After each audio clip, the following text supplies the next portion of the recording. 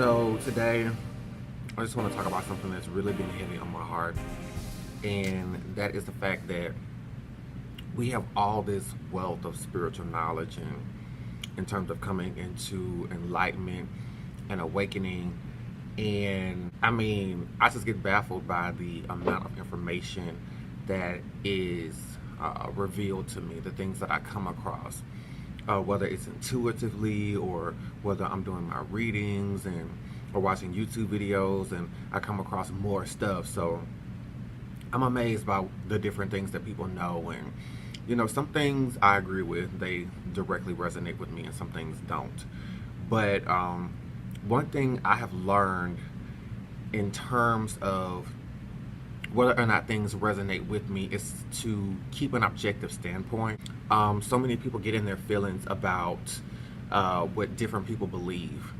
And I feel that everyone has their own journey, and some people's journeys overlap, they coincide, so they will believe the same things. Everybody's not going to believe the same thing, and that's okay. Ultimately, our mission is love and to introduce light into this world. Us being enlightened beings, we shouldn't look at other people and point the finger and judge and call ourselves awakened, call ourselves enlightened, say that we have something that other people don't. There's always this this reference of people being asleep, and us referring to ourselves being woke. And even when we make that distinction, if there's any ego in it, then of course we're pointing the finger. But we see things about other people so that we'll know where we are, number one. Number two, we see things about other people so that we can help them evolve as beings. And that's through prayer, that's through, healing, just whatever, our intuition, our spirits give us to do, but we have to be willing to tune into that. There's so many people that we like to blame others, and we like to point the finger and try to make ourselves look good. And I feel like part of the making ourselves look good comes from the spiritual experiences that we have. But we have to recognize that our spiritual experiences take us through different wake and sleep states. So you may have been touched in an area, and once you are touched in that area, it's going to reveal at least 10 other areas in which you have not been touched. So it's like going to the mountaintop and having that mountaintop experience, and then all of a sudden your life is overshadowed by darkness. We all go through this. You don't just get it and then you just have it and you just got it. We are ever evolving beings, and we all have the opportunity to grow. We all have room to grow. We all have room to evolve. And life on earth is a learning curve. And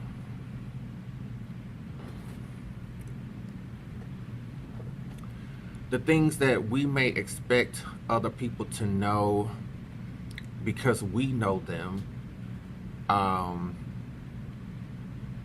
do I want to say this? Well, yeah, I'll put it like this. We can't expect for people to know what we know, even if we pick up on things about them intuitively and about their journey, because their journey is their journey. So we may see a certain thing about a person, and it's for us to help them. It's for us to usher them along. It's that whole concept of each one teach one, each one reach one. If you see someone struggling along, that's what the light is for. If you see someone struggling along, it is for you at that moment to shine your light, and to shine the light long enough for them to see it. It's like being a lighthouse on the shore for the boats to come in when it's foggy, when it's stormy. Like, these things have to resonate with us. We can't just be so caught up in our own power to where there's always a distinction. There's always, we keep these walls built up. Part of the awakening process is tearing all of the walls down tearing all of this distinctions down. I remember at one point in my awakening where, I read a lot and it was revealed to me that, everything is neutral in its presentation. And it's all about perception. It's all about how you deal with things. And, when different situations come up, when we have conflicting beliefs and when we meet people and our energies oppose each other, it's for us. It's for us to sit down and really say, okay, this is where I am. A lot of times we don't do that because we feel like we're right, and we allow ourselves to be justified in the fact that we are right. Truth be told, a humble standpoint will take the mentality that everybody is wrong, and we will just say, okay, well, help me to understand better, help me to learn to love better. I allow myself to be the sacrifice. I surrender to a higher level of love, a higher level of appreciation for other people. I surrender to a better way of thinking, because to me it seems like so much of the carnal, earthly thinking has infiltrated this whole quote awakening movement. And I'm in Facebook groups and I watch YouTube videos, and of course I read the comments and I read blog posts, and just got my hand into a lot of different things. And there are so many different attitudes. Like, I even posted in a couple of my Facebook groups because I had questions and comments, and I was greeted with some positive and affirming energy, and there was a lot of conflicting energy. And even some of the other posts that I have seen, there's been a lot of conflicting energy, and people will actually go back and forth and argue about what's right and what's wrong. If you have to argue with anyone, or you have to go back and forth with anyone, then everybody's wrong. Like, we just have to take that standpoint, because we can all stand to learn from each other. That's just where I am. I wish we were all that way. And I hope it doesn't make it seem like I'm pointing the finger because I say I wish that we were all that way. But, we can all stand to learn from each other, because, like I said, every person's experience is different. Every person's experience is subjective. Every person's experience is his or her experience. Now, I want to respect your experience, because even though there may be like 99.9%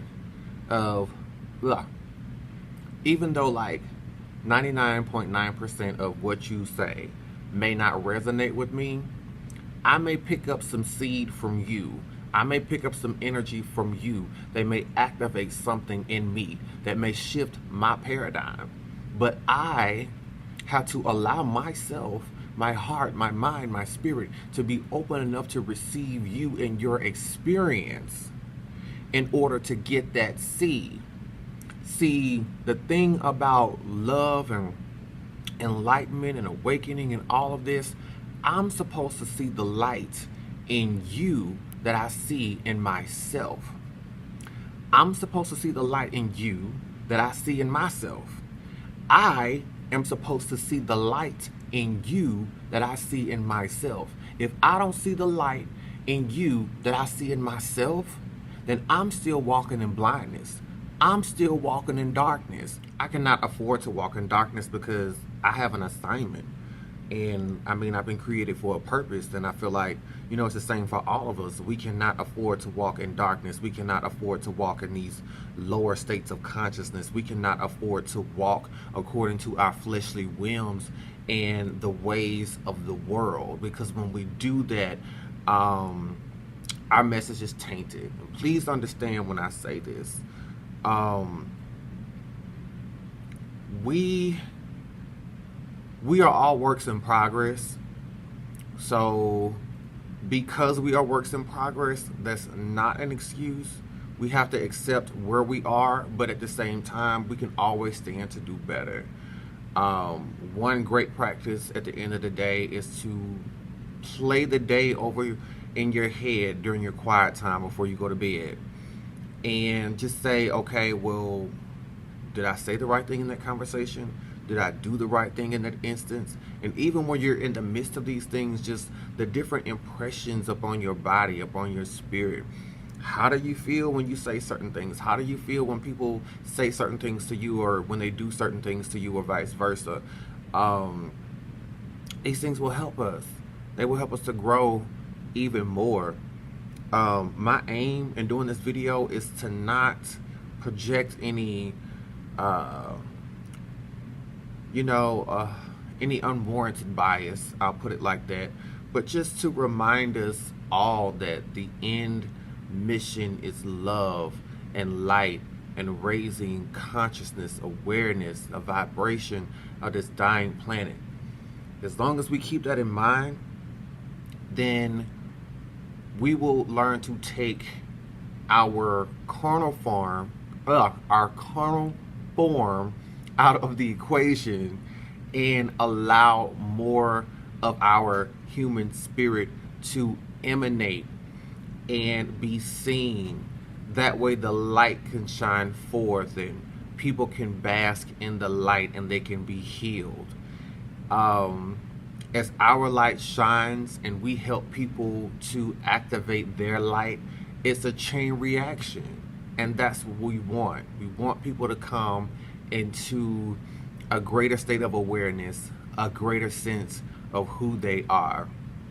So I challenge you today to live in the light like never before, to live life without bias, and to learn to see the light in others that you see in yourself, and to be accepting of other people and their experiences.